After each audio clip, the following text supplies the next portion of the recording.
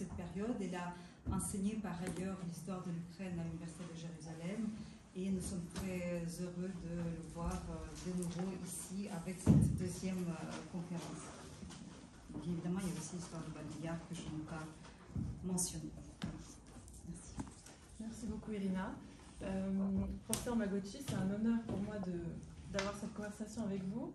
Et puisqu'Irina vous a déjà présenté, permettez-moi de tout de suite commencer avec une première question qui me semble intéressante sur la façon dont le thème juif est apparu dans vos recherches. J'ai lu avec beaucoup d'intérêt cet essai qui s'appelle On Becoming an Ukrainianist, paru, si je ne m'abuse, en 2018. Et dans cet essai, vous évoquez la création en 2008 de l'organisation Ukrainian Jewish Encounter, basée à Toronto. Vous évoquez aussi votre participation à une conférence au Musée national d'Israël en 2010, puis aussi une visite à Yad Vashem. Et enfin, en 2016, on a la parution de cet ouvrage qui nous intéresse aujourd'hui particulièrement, Jews and Ukrainians, qui a été coécrit avec Yohanan Petrovsky-Stern, un éminent spécialiste du monde juif en Ukraine. Donc ma première question, est-ce que vous pourriez nous parler un peu de la genèse de votre intérêt pour cette question? Tout d'abord, je pense qu'on n'a pas besoin des micros, car tout le monde peut m'écouter, n'est-ce pas? Bon. C'est intéressant que vous me montrez ce livre parce que je ne l'ai pas vu depuis longtemps et j'ai oublié ce que j'ai écrit là-dedans. En tout cas, c'est très bien. Je peux vous confirmer que c'est bien. Je le recommande à toutes les personnes. Peut-être une fois, je vais le relire. Oui, c'est une bonne idée, je pense. Donc, comment vais-je répondre? Je vais répondre comme ça. Tout d'abord, en général, je m'intéressais toujours de traiter n'importe quel sujet, dans ce sens, l'histoire d'Ukraine. On a parlé un peu de ça hier, ici, pour ceux qui étaient là, comme territoire, c'est-à-dire l'histoire d'un territoire et pas l'histoire d'un peuple. Si on parle d'histoire d'un territoire, dans ce sens, l'État ukrainien tel comme elle est aujourd'hui, il fallait toujours traiter toutes les cultures, tous les peuples qui sont sur le territoire comme une partie intégrale de l'histoire de l'Ukraine. Et pas seulement l'histoire des Ukrainiens ethniques. Ça, c'est un component, un grand component, le plus important component, mais pas loin d'être le seul.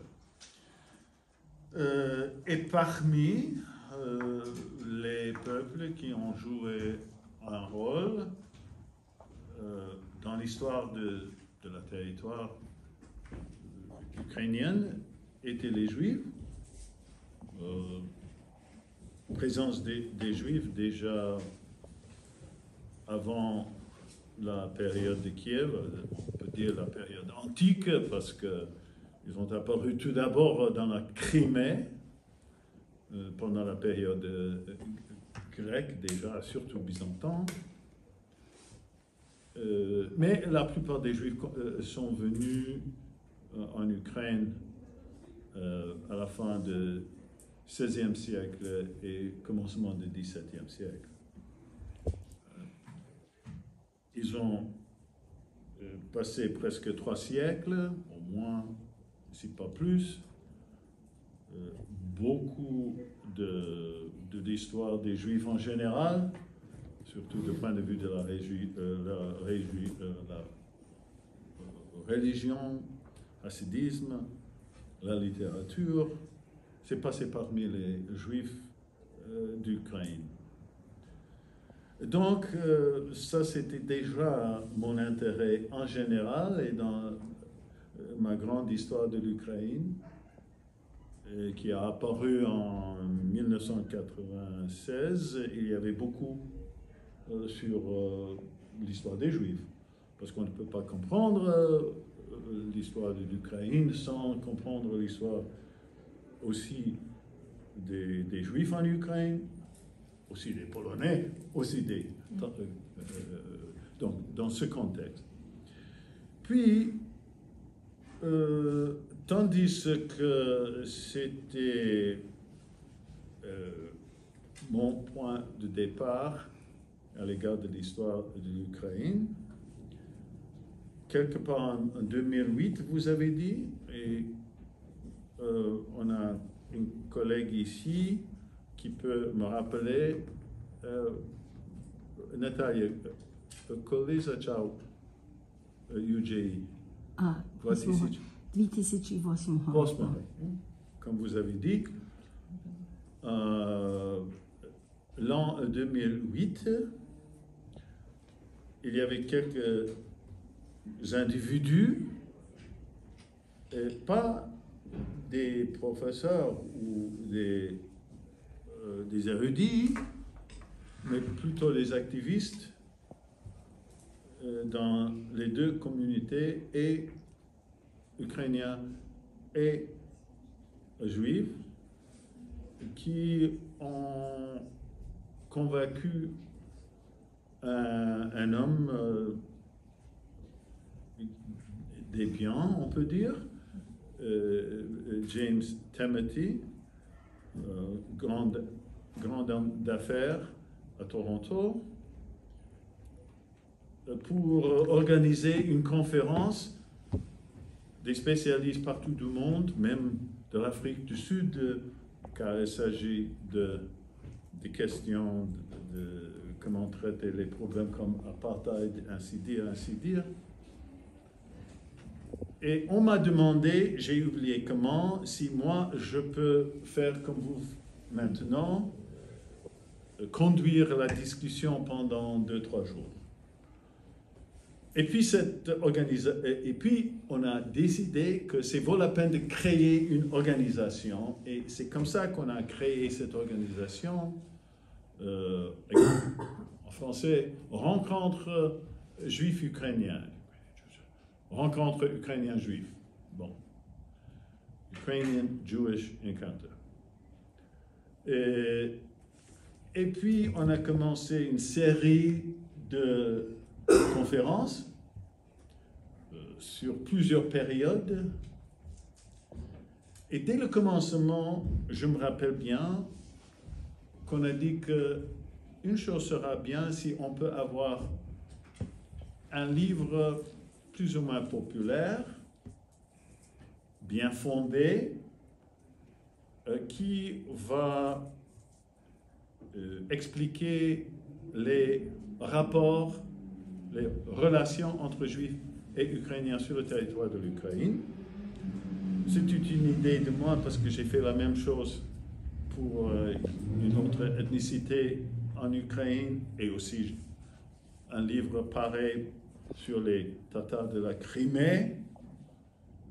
Donc, je pensais que ce sera bien d'avoir un livre sur les Juifs et les Ukrainiens. Puis, on a oublié cette idée, mais cette idée s'est renouvelée, je pense à peu près en 2012-2013, et on m'a demandé pour écrire ce livre. Et moi, je me suis dit, bon, alors je connais quelque chose sur l'histoire de l'Ukraine et les Ukrainiens, mais et je connais un peu sur les Juifs, mais moi je ne suis pas spécialiste. Je préfère d'avoir un autre auteur. Et donc, on a décidé d'engager Johannes Petrovski-Stern. Nous avons fait un plan, comment ce livre doit être. Et comme peut-être vous savez, et les autres vont savoir, car je pense que vous allez avoir la possibilité d'avoir ce livre gratuit à la fin de cette réunion aujourd'hui. C'est pas une histoire d'Ukraine. Pardon, c'est pas une histoire des Juifs d'Ukraine. Ça, c'est important. C'est pas une histoire des Juifs d'Ukraine. C'est plutôt un livre sur les Juifs et les Ukrainiens ethniques sur le territoire de l'Ukraine. Mais de chaque côté, la géographie, il y a actuellement un chapitre sur l'histoire, sur les relations économiques, culture traditionnelle, la religion, la langue, la littérature, le théâtre, la musique, le diaspora. C'est-à-dire, c'est une petite encyclopédie qui traite les deux cultures, les deux peuples sur le territoire de l'Ukraine. Donc, dans ce sens, ce n'est pas une histoire des Juifs, parce qu'il y a autant d'informations sur les Ukrainiens ethniques comme sur les Juifs, qui était le but, car assez souvent, on peut étudier un problème, les Ukrainiens, par exemple, ou les autres, prend un livre de l'histoire de l'Ukraine et on connaît seulement les Ukrainiens ethniques. Ou l'autre, les Juifs vont prendre un livre pour savoir quelque chose pour les Juifs en Ukraine et c'est seulement les renseignements sur les Juifs, pas dans le contexte, qui était toujours un problème dans l'historiographie juive, entre autres. Peut-être vous connaissez très très bien. Donc dans ce livre, si on vient de dire à quelqu'un, si quelqu'un veut savoir quelque chose sur la littérature ukrainienne, on prend le chapitre sur la littérature ukrainienne, mais il faut aussi lire sur la littérature juive. Donc en même temps, on connaît tous ces deux problèmes. Maintenant, comment le livre a apparu? En 2016, on savait que ça sera le 75e anniversaire de la tragédie à Babyn Yar. Tandis que notre organisation était fondée pour promouvoir la connaissance et des Juifs et des Ukrainiens et les rapports entre eux, notre organisation a décidé déjà en 2014 d'organiser un grand événement pour commémorer Babyn Yar. Ça veut dire le 28-29 septembre 2016. Et pour cet événement qui durait toute une semaine, entre autres, qui avait plusieurs parties, si vous me demandez à l'égard de ça, je peux le dire après, mais on a décidé de préparer pour cet événement 2 livres. Ce livre, Juif et Ukrainien, qui est populaire, je viens de vous expliquer, et un autre livre scolaire sur Babyn Yar. Et les premières éditions de ces 2 livres sont apparues, à fin de compte, en septembre 2016, dans le contexte de ce grand événement de commémoration. Édition et anglaise et ukrainienne de Juifs et Ukrainiens, et édition et anglaise et ukrainienne de Babyn Yar. Donc c'est le contexte, comment a apparu ce livre Juif et Ukrainien. Merci infiniment. Je vois que vous avez déjà répondu à un certain nombre de questions, à quelques questions que j'avais préparées tout seul. En fait, je voudrais revenir sur l'introduction du livre Jews and Ukrainians, qui à mon avis est vraiment intéressante, parce que d'emblée, en fait, vous posez le problème principal que vous avez déjà évoqué, à savoir que les Ukrainiens ordinaires ne savent presque rien des Juifs, et que les Juifs ordinaires ne savent presque rien des Ukrainiens, malgré le fait qu'ils aient vécu ensemble pendant 1000 ans. ils ont construit en fait 2 historiographies qu'on pourrait qualifier de parallèles, pleines de représentations négatives. Là, je cite vraiment l'introduction. Parmi les représentations les plus communes, on a évidemment celle de la perception des Ukrainiens comme des pogromistes, côté juif, et la perception des Juifs comme des exploiteurs associés aux Polonais, côté ukrainien. Dans ce livre, vous le dites d'emblée, vous souhaitez échapper en fait à ces définitions pour justement aller chercher la nuance au sein des 2 historiographies. Et moi, je pense que c'est une démarche vraiment très intéressante. Et vous avez dit que c'était un ouvrage populaire, c'est une vulgarisation qui, à mon avis, est très très réussie, que je conseille vraiment à toutes les personnes qui sont présentes de prendre, qui sont à disposition les ouvrages aujourd'hui. Ma question est, comment vous êtes arrivé avec Yohanan Petrovski-Stern à cette démarche en fait? Qu'est-ce qui vous a amené à penser la question sous cet angle-là?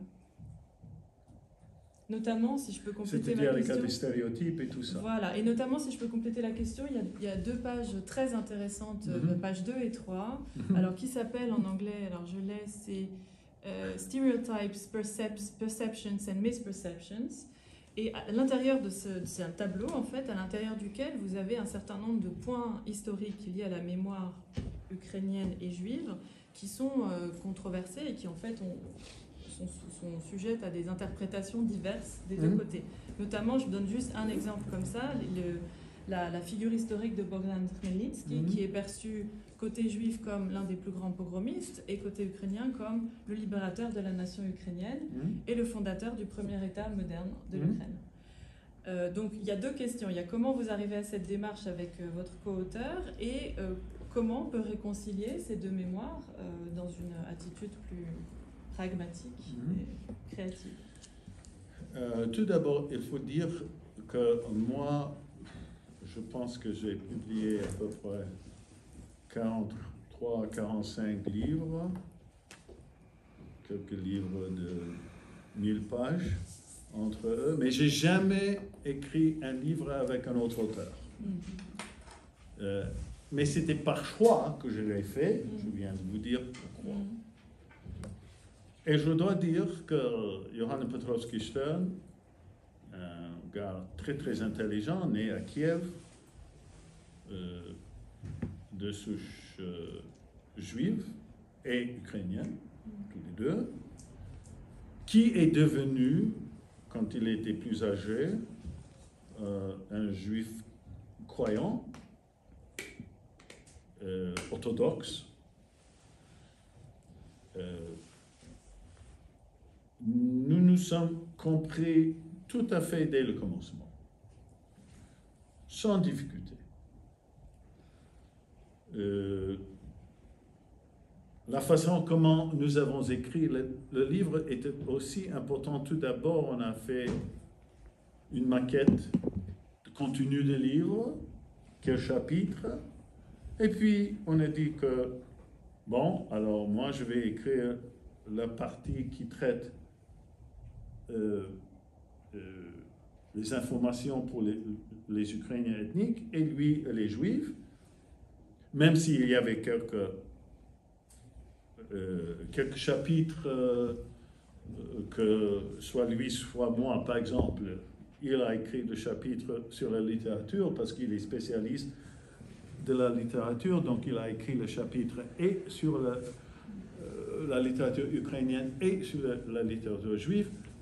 Intéressant, le chapitre sur la langue, moi je l'ai écrit et sur les langues juives et aussi sur la langue ukrainienne, tandis que je fais des sociolinguistes.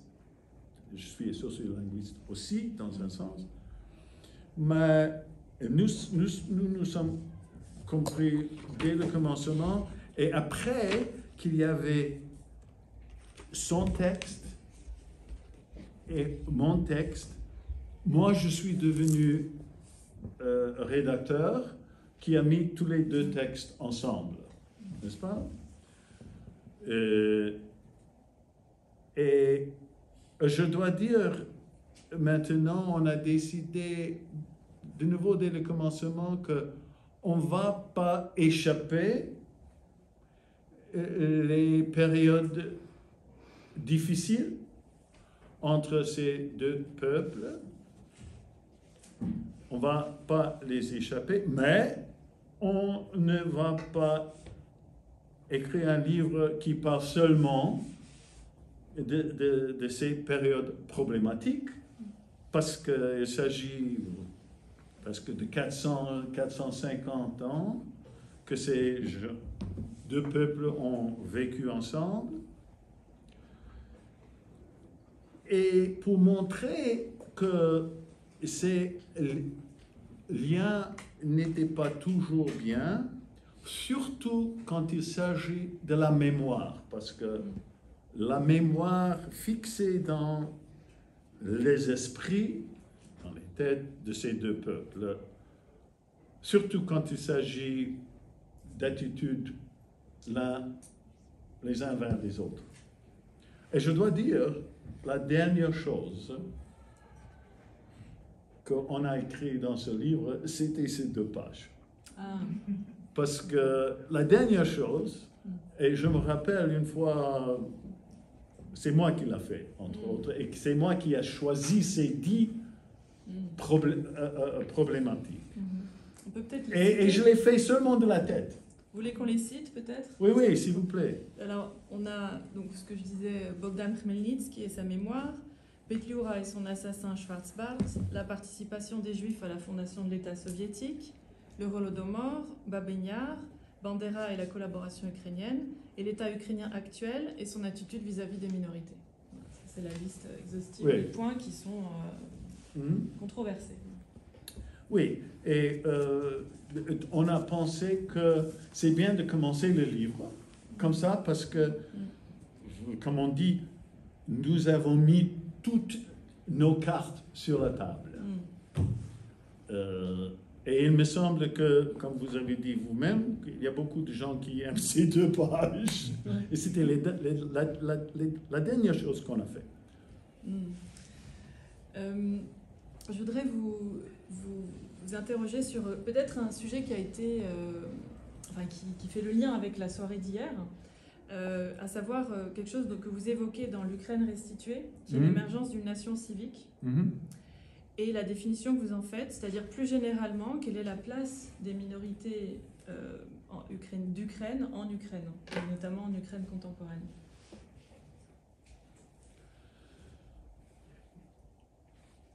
C'est-à-dire leur situation? Leur situation, les perspectives et la façon dont vous répondez à cette question en définissant ce qu'est une nation civique. D'abord, nation civique, c'est-à-dire que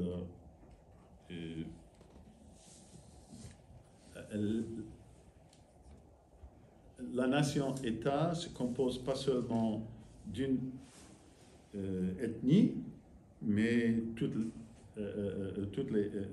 les habitants de n'importe quelle ethnicité. Et comme j'aime toujours dire, quand je parle pour expliquer ça aux étudiants et aux collègues, et même peut-être je l'ai écrit dans l'Ukraine restituée, chaque habitant de l'Ukraine est ukrainien. Il y a des Ukrainiens, il y a des Ukrainiens d'héritage polonais, il y a des Ukrainiens d'héritage tatar, les Ukrainiens d'héritage russe, sont aussi des Ukrainiens, s'ils sont citoyens, Hongrois, Bulgares, ainsi dire, ainsi dire. Et la constitution, la nouvelle constitution de l'Ukraine, 96, à fin de compte, dit ça ouvertement, que un Ukrainien se compose de quelqu'un qui est habitant de toutes les nationalités, n'importe lesquelles.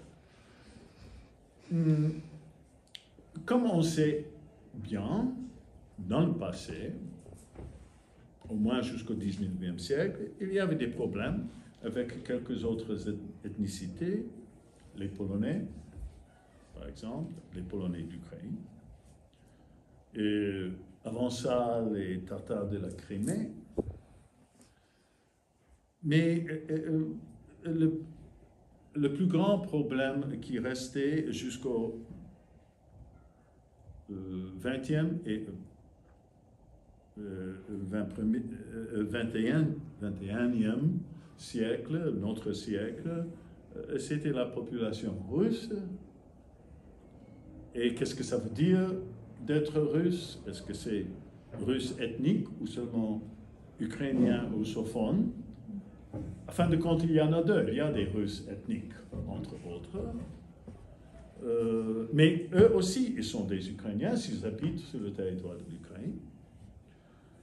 Et hors des Russes ethniques ou russophones, la situation pour tous les autres nationalités en Ukraine, c'est plus ou moins pas problématique aujourd'hui. Oui, on peut dire qu'il y a un problème avec la petite minorité hongroise, mais ça, c'est pas un problème avec la minorité hongroise en Transcarpathie, c'est plutôt un problème du gouvernement hongrois à présent qui les emploie pour un but politique qui n'a rien à dire avec leur statut en Ukraine. Parce que intéressant de tous les Hongrois, de tous les pays où ils habitent, soit Slovaquie ou soit Roumanie ou Yougoslavie, les Hongrois étaient toujours traités le mieux en Ukraine, en Transcarpathie. Et ils le sont comme ça. C'est seulement un jeu maintenant, pour d'autres raisons. Ce que je veux dire, que la plupart, la situation pour les minorités, je n'aime pas même le nom minorité nationale, pour les autres nationalités en Ukraine, d'abord, elles ne sont plus nombreux, sauf les Russes et les russophones. Et en fin de compte, il n'y a pas un problème. Le gouvernement indépendant d'Ukraine les ont traités très bien, avec musées. Par exemple, à Odessa, on peut trouver un musée de minorités grecques, d'Arméniens, Bulgares, je pense Gagauz aussi, Allemands, entre autres. Mais il y avait toujours une tendance parmi quelques minorités, entre autres les Tatars de Crimée, d'employer, et les Juifs aussi, d'employer la langue russe et pas ukrainien. Même chose avec les Hongrois. C'était un peu la tradition, la politique soviétique, entre autres. Aussi pour les Grecs, aussi pour les Bulgares, aussi pour les Moldavans et les Roumains en Ukraine. Ils étaient des russophones.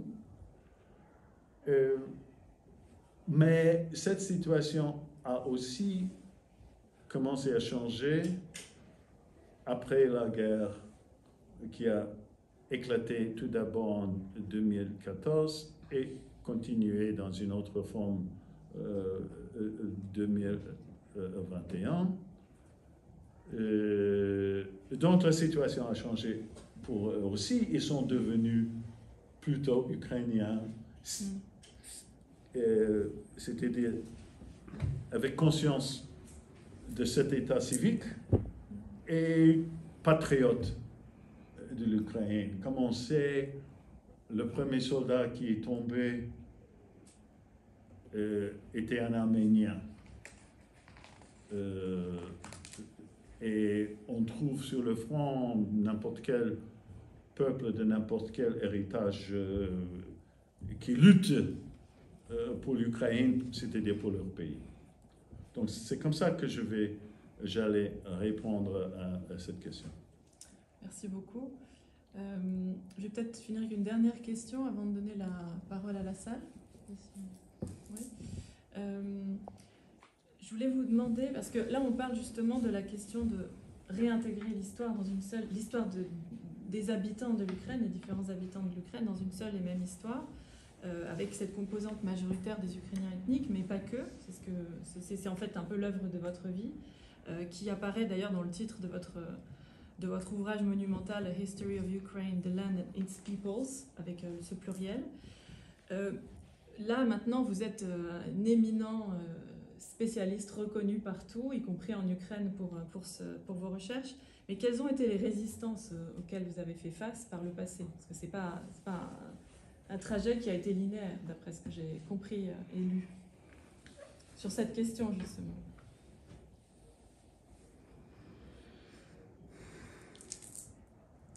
J'ai commencé mon carrière quand il s'agit des études et essayer de devenir un érudit, déjà dans les années 60 du XXe siècle. Aux États-Unis, parce que même si j'habite 45 ans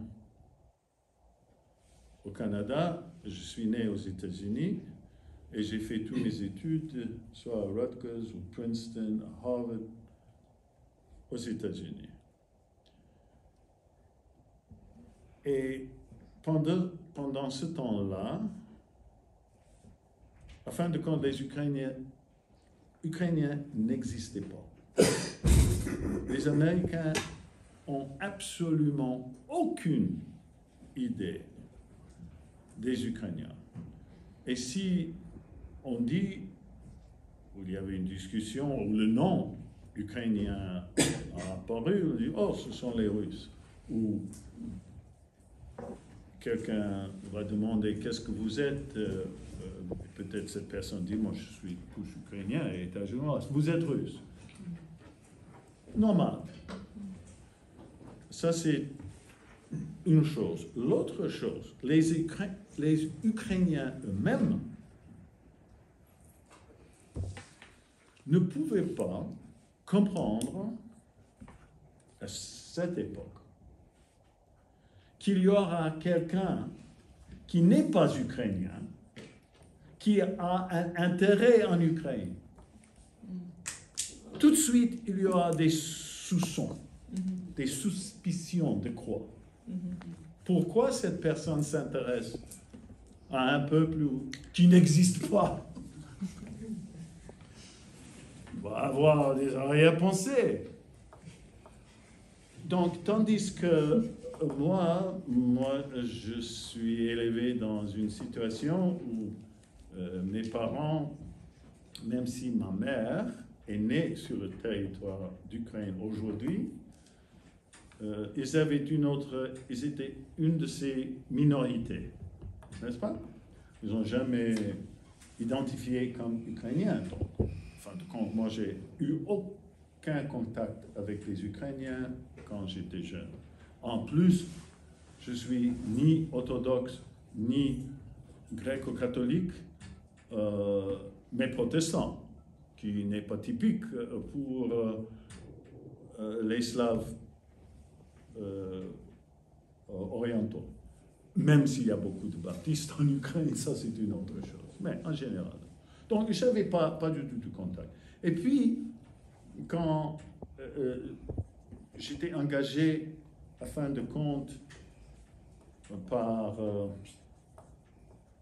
un professeur qui a décidé de créer un programme à Harvard, Omelian Pritsak, j'étais un des 5 qu'il a amené à Harvard, parmi les autres, Subtelny, Haida, Kohut, Sisson, Grabovich et moi.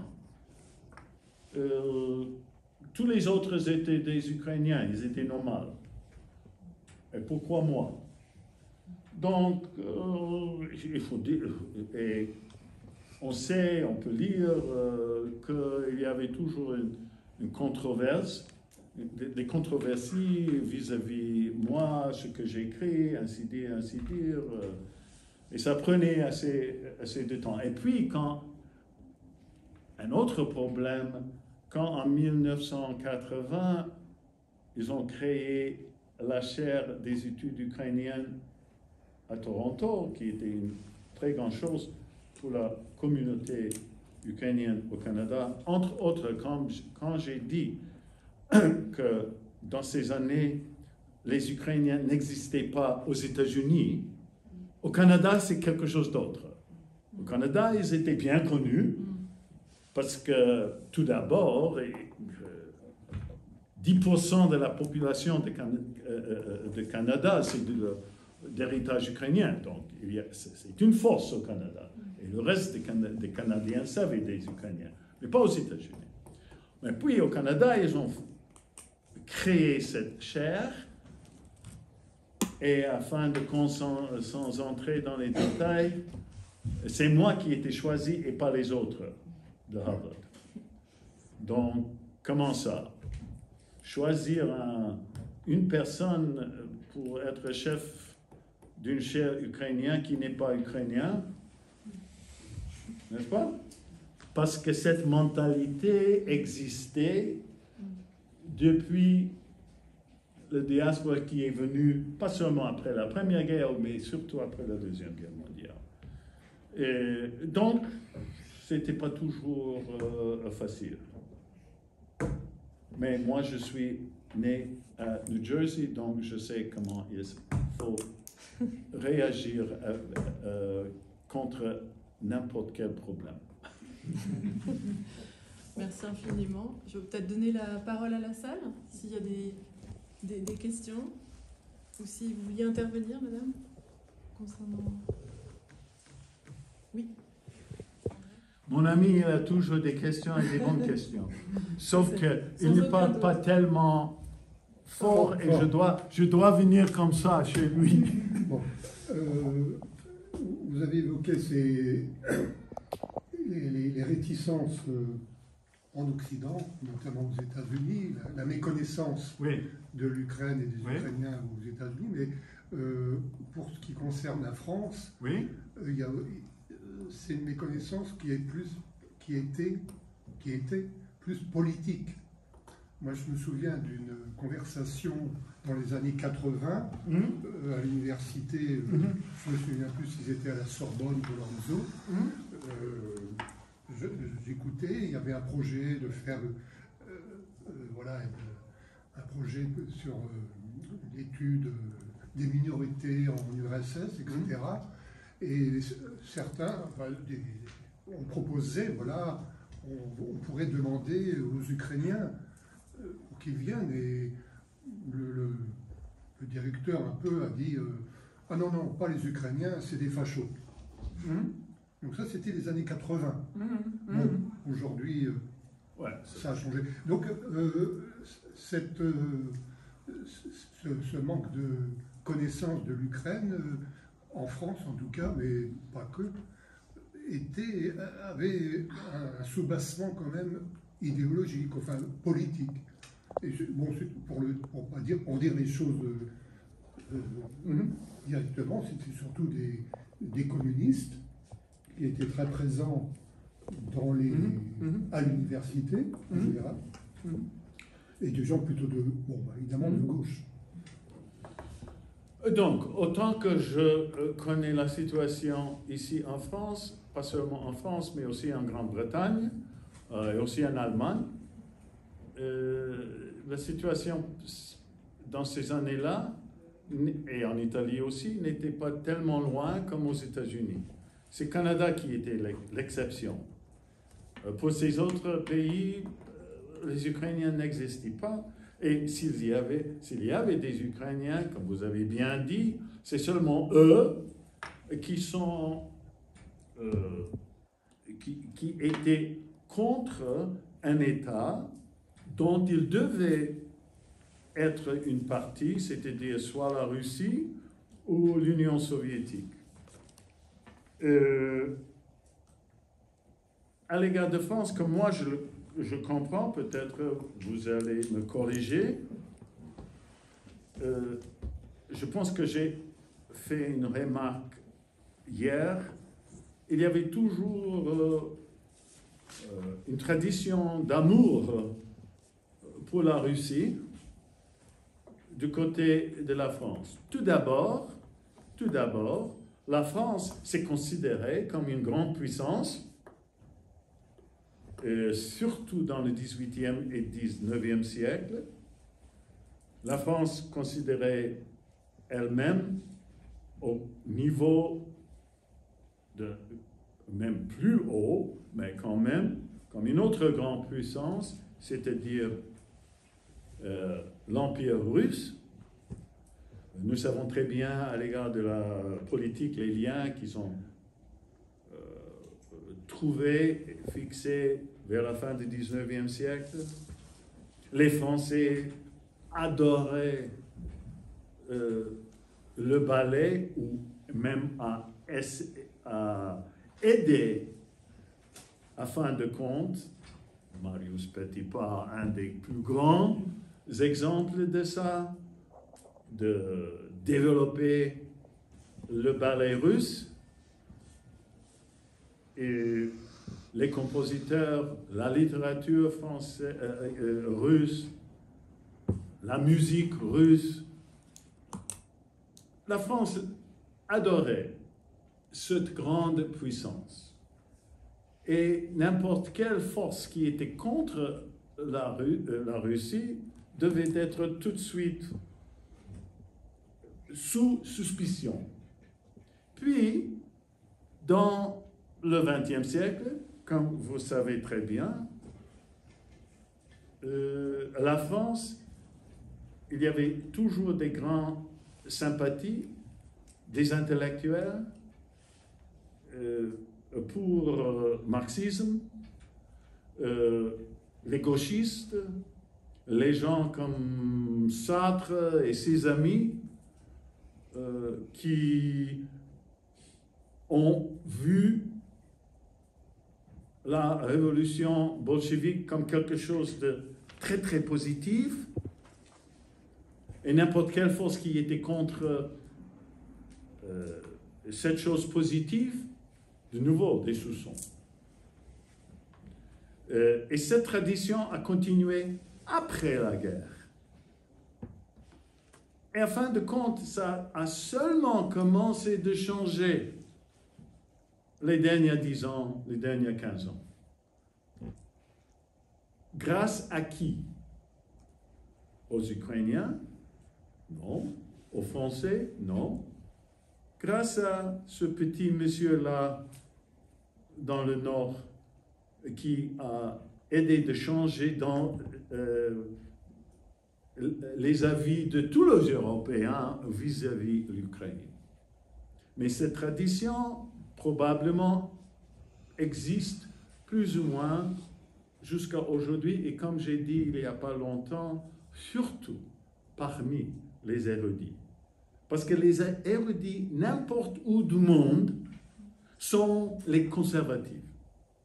Ils pensent que, bon, ils ne sont pas conservatifs, mais du point de vue de leur pensée, très très difficile de changer leur point de vue qui était fixé quand ils étaient jeunes, et après qu'ils ont appris quelque chose, et bon, ils savent tout.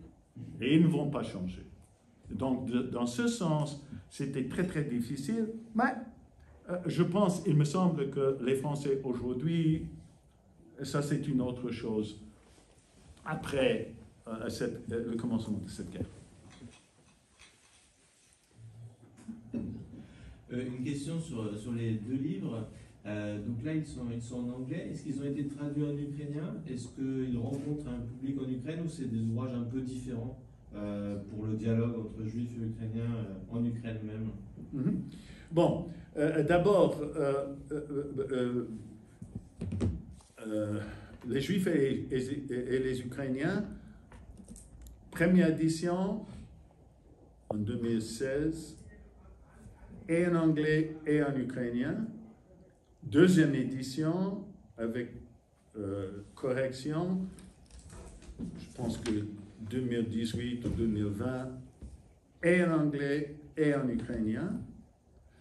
Babin-Yar, la première édition, qui était plus ou moins demi-populaire, surtout pour cet événement en 2016, était aussi et en anglais et en ukrainien, mais cette édition maintenant, qui est vraiment une édition scolaire, avec quelques autres chapitres, malheureusement jusqu'à présent c'est seulement en anglais. Et ça c'est le livre là. Si je vous ai bien compris, vous avez demandé aussi si ces livres ont une influence sur les lectures en Ukraine? Oui, ou si c'est d'autres ouvrages peut-être plus adaptés à un public ukrainien qui sont plus utilisés, enfin, voilà, dans la prise de conscience de la population. Est-ce que d'autres ouvrages sont peut-être plus adaptés pour eux et que ceux-là sont plus pour un public international? Non, c'est le texte le même. On ne s'adapte pas pour soit le public ukrainien. En tout cas, je dois dire, selon moi, c'est pas le public dans n'importe quel pays qui est important. Et c'est pas les érudits non plus qui sont importants. Ce sont ceux qui écrivent les livres d'école. C'est là où on a la plus grande influence sur la public en général. Donc c'est là où est la bataille. Et moi, j'appartiens à une commission chaque an. Il y a maintenant 5 ans, où je participe dans des discussions, comment réécrire l'histoire de l'Ukraine pour les livres scolaires. Et je dois dire, pas seulement pour les livres scolaires, mais aussi dans l'Académie des sciences, Institut d'histoire de l'Ukraine, où j'ai des collègues. Là, ils ont accepté le principe qu'il faut toujours traiter pas seulement les Ukrainiens ethniques, mais tous les peuples de l'Ukraine. Ils ont dit qu'ils ont accepté cette interprétation. Et même dans les livres scolaires maintenant, les nouveaux livres qui apparaissent, il y a aussi beaucoup sur les Juifs et beaucoup sur les autres peuples, et pas seulement sur les Ukrainiens ethniques. Donc, ces livres ont eu un peu d'influence. Bonsoir, moi je suis Yaroslav, je viens de Toronto en fait. Pardon, vous êtes quoi? Je m'appelle Yaroslav, en fait je suis canadien-ukrainien.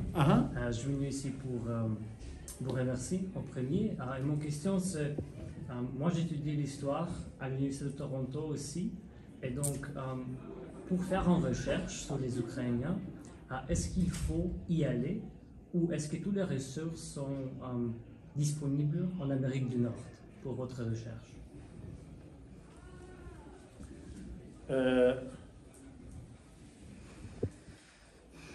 Disons tout d'abord, si vous êtes ukrainien, tout d'abord il faut connaître la langue ukrainienne, tout d'abord. Deuxièmement, la langue russe. Troisièmement, la langue polonaise. Si... Ça devient difficile. Et c'est pas seulement le commencement, messieurs, dames. Et le yiddish? Voilà. Et puis, si on veut comprendre d'autres peuples comme les Juifs, naturellement, Yiddish, moins hébreu, mais Yiddish. Et si on traite le Moyen-Âge, ou même les périodes de 16e, 17e siècle, il faut connaître le latin, ok? Donc, mais au moins, ukrainien, russe et polonais. Et puis, vous pouvez commencer de faire quelque chose. Quand il s'agit, est-ce qu'il faut aller en Ukraine pour faire des bonnes recherches? Ça dépend du sujet ou des questions dont vous choisissez. Il y a quelques questions où la littérature secondaire est tout plein, soit aux États-Unis, soit au Canada. Par exemple, l'Université de Toronto, si vous êtes là, Robarts Library, Widener Library, Harvard, Library of Congress, sont tout plein de choses quand il s'agit de la littérature secondaire et aussi des journaux et des quotidiens. Par exemple, à Toronto, nous avons une collection d'abord microfilm et puis digitalisation de tous les journaux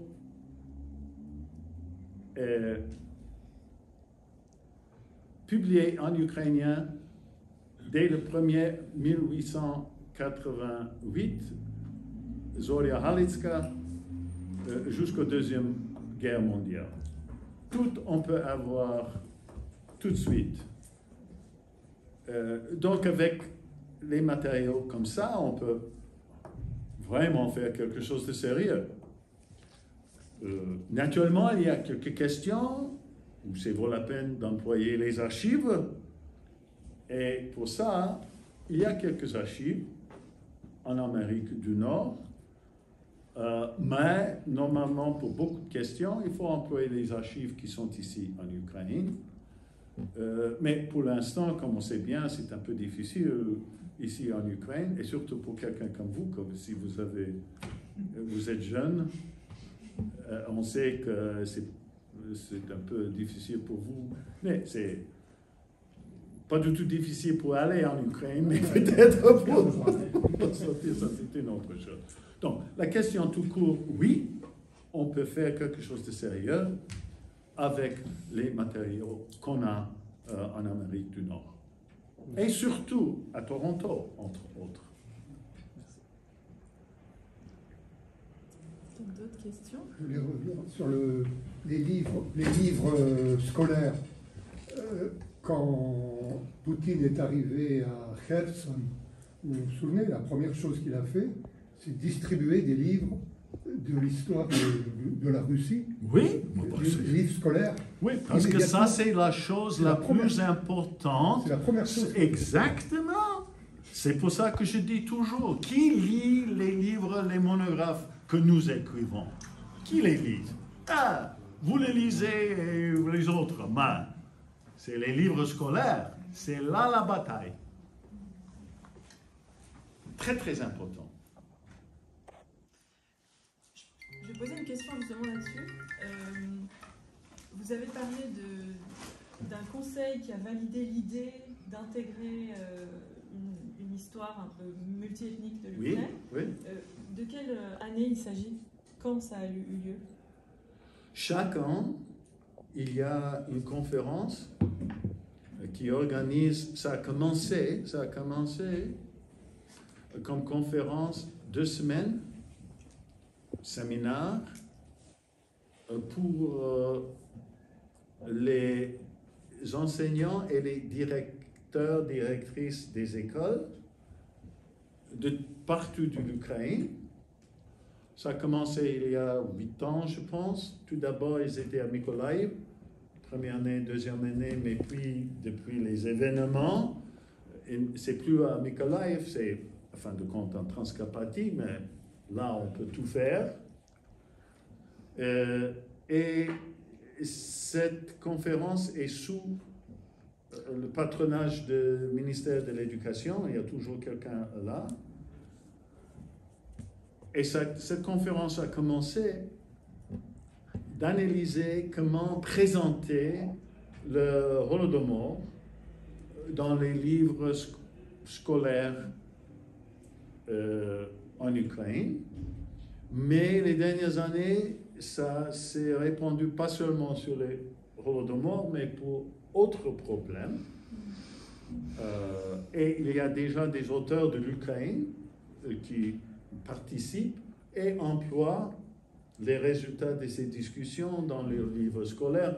Par exemple, quelqu'un comme Hirosh Tupak, qui écrit beaucoup de livres scolaires très très populaires. Alors, il est bien sous l'influence de ces interprétations dont on a parlé. Est-ce qu'il y a d'autres questions dans le public? Oui, une question. Je me souviens quand vous étiez ici à l'UNELCO il y a quelques années, en 2023, vous avez fait une très intéressante présentation. Et lors de cette présentation, la question de la personnalité de Simone Petlura a été évoquée. Et notamment, il s'agissait de l'absence de la biographie contemporaine fondamentale de Simone Petlura.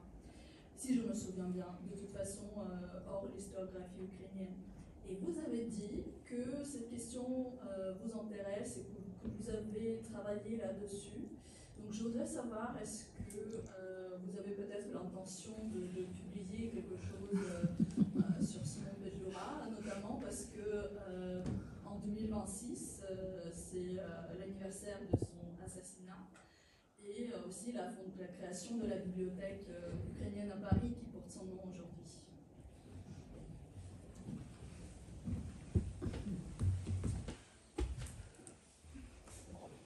Hier, je suis venu ici presque 1 heure d'avance. On n'avait rien à faire pendant cette heure d'attente. J'étais avec ma collègue et seulement comme essai, je lui ai lu l'introduction d'un grand biographie de Simone Petlura de 550 pages qu'on a déjà fini. Je suis en train de rédiger, et aussi avec un autre auteur, peut-être vous avez entendu de Serhii Belenki. Serhii Belenki, qui était un étudiant de moi, mon doctorant. Tous nous deux, on a écrit ce livre. Ce livre va apparaître en 2026. Une grande biographie en anglais, c'est la première fois en anglais. Et donc, dans ce sens, je suis très content car je me rappelle très très bien que la première fois que je suis venu à Toronto, il y a des gens qui ne savent beaucoup d'Ukraine, et puis on pose des questions. Qui est l'Ukrainien le plus grand dans le monde? Et j'ai dit, bon, mais quand? J'ai dit, bon, au XXe siècle, je ne dirais pas un, mais je dirais deux. Mikhail Hrushevsky et Andrei Sheptytsky, métropolitain Andrei Sheptytsky. Il y avait aussi une biographie de Hrushevsky qui était écrite par un autre étudiant de moi et publiée dans ces années-là. Et Sheptytsky, moi j'ai organisé une grande conférence et il y a un grand livre sur Sheptytsky. Mais il y avait toujours un troisième, c'est-à-dire Simone Petlura et aussi Stepan Bandera. Alors, à l'égard de Petlura, nous avons écrit cette biographie et je pense que ça sera OK. Et à l'égard de Stepan Bandera, pas Stepan Bandera seul, mais le UPA, nous sommes en train de préparer une traduction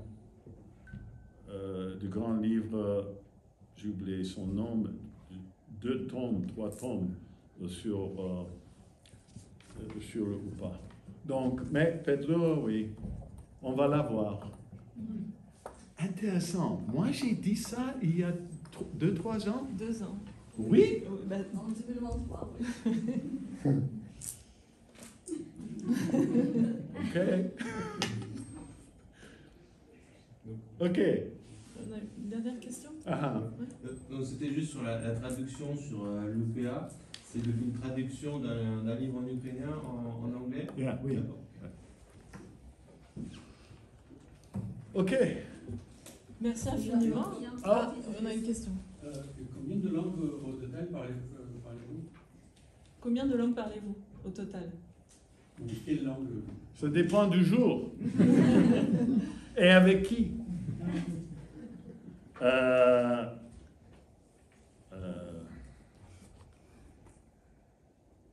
première langue étrangère que j'ai étudiée, c'était quand j'étais encore dans le lycée chez nous aux États-Unis, c'était la langue française, puis l'allemand, tchèque, après slovaque, ukrainien, ruthène des Carpates, et puis je lis polonais, hongrois et russe. Je pense que si je m'appelais tout. Dans le temps, j'ai étudié aussi le turc. Pas seulement le turc moderne, mais le turc ottoman. Il y avait un temps quand je pouvais écrire comme ça avec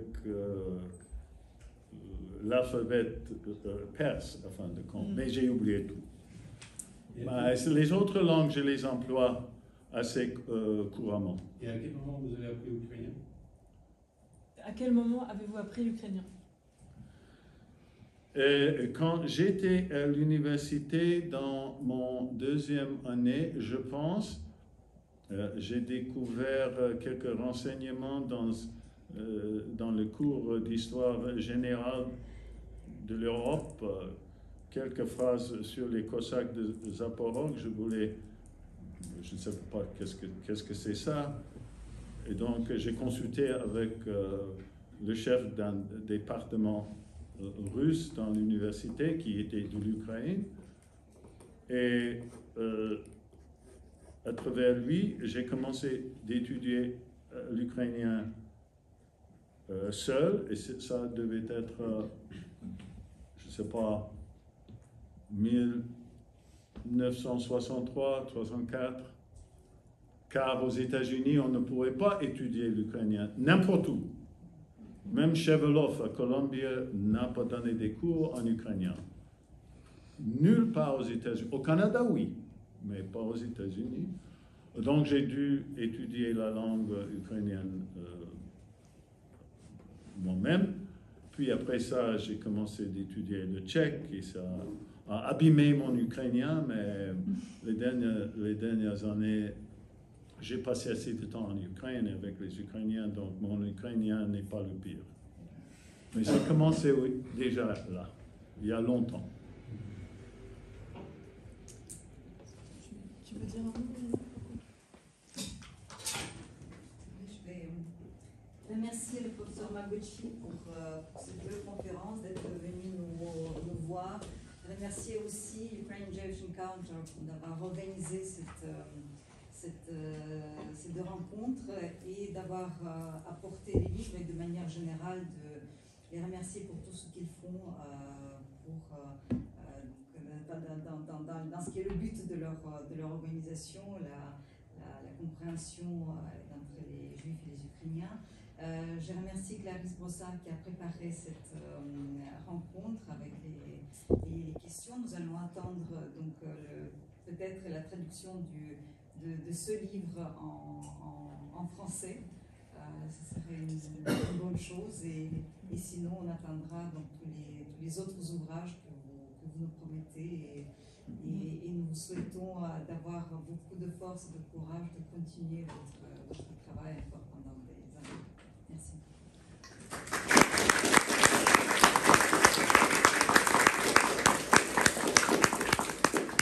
Je vous remercie aussi pour votre présence aujourd'hui, quelques-uns qui étaient déjà là hier, et pour vos interventions, parce qu'il me semble que la discussion était plus ou moins intéressante. Grâce à vous. Merci.